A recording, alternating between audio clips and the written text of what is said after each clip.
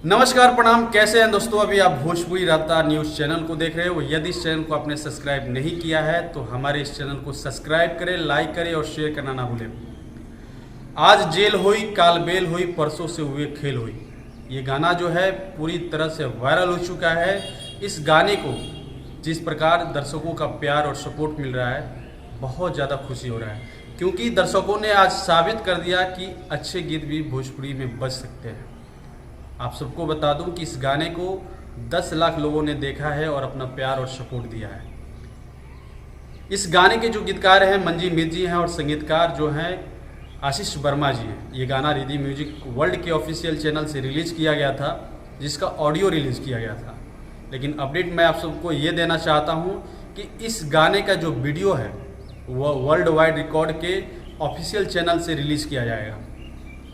ये गाना जो है बेसिकली एक वायरल कंसेप्ट को रितेश पांडे जी ने अपने आवाज़ में सजाया और इस गाने को इतना कम समय में दर्शकों का प्यार और सपोर्ट मिलने का इस चीज़ की उम्मीद नहीं की गई थी।